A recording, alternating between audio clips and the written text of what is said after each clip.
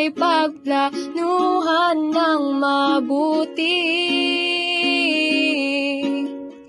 Tayong lahat ay magsiyawit na, magbahagi ng karunungan at kaalaman.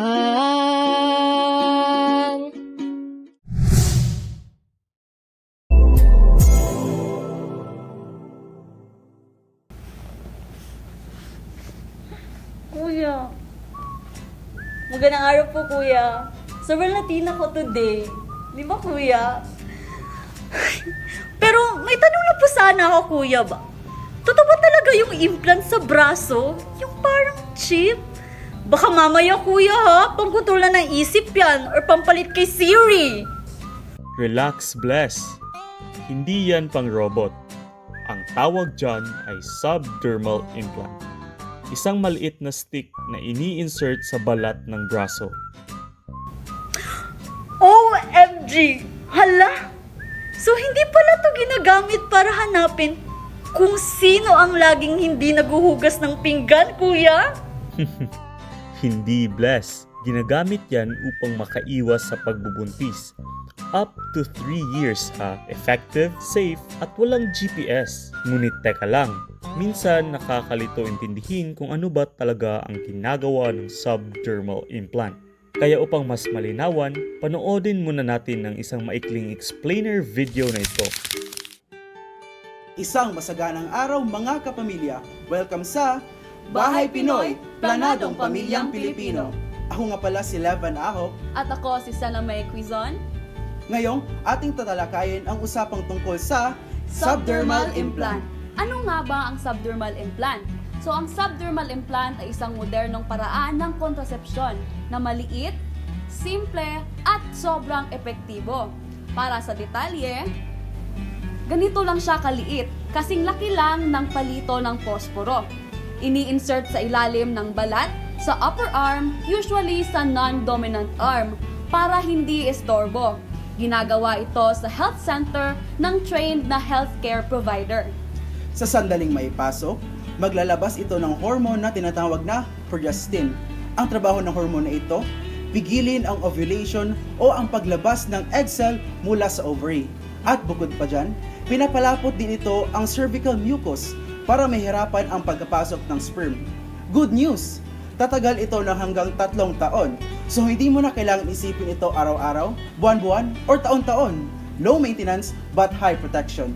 Safe ito, reversible at discreet. Kung gusto mong magbuntis ulit, pwedeng-pwede nitong ipatanggal kahit kailan at babalik sa normal ang iyong cycle. Pero syempre, may mga side effects. Pwedeng magbago ang pattern ng regla. Mas madalas, mas kakaunti, o minsan wala talaga. Pero normal lang to at hindi delikado. Ang importante, magpa-counseling muna sa health center para malaman kung ano ang bagay sa iyo na implant. Laging may health worker na handang tumulong at sumagot sa mga tanong mo. Iyon lamang po at maraming salamat. Laging tandaan, Kapag planado, buhay sigurado. Ayan, malinaw na. Kahit maliit ang implant, malaki ang epekto pagdating sa proteksyon at peace of mind. Ngunit teka, syempre iba-iba din tayo ng needs. Kaya may mga tanong pa din ang iilan sa atin patungkol dito.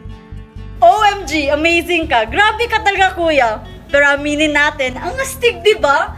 Parang may superhero power ka, no? Like, no baby for 3 years? Roar! Diba? At hindi mo na kailangan mag-set ng daily alarm para mag-build one insert long protection.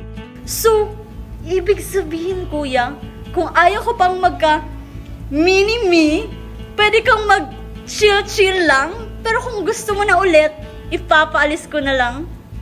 Parang Netflix subscription na, pwede i-cancel anytime, parang ganun, kuya, parang ganun ba? Exactly. Walang commitment issues pero may long-term benefits. Kasi kuya ang alam ko dati is pills lang at calendar method. Yung parang, oops, may pula, don't disturb. Parang ganun kuya.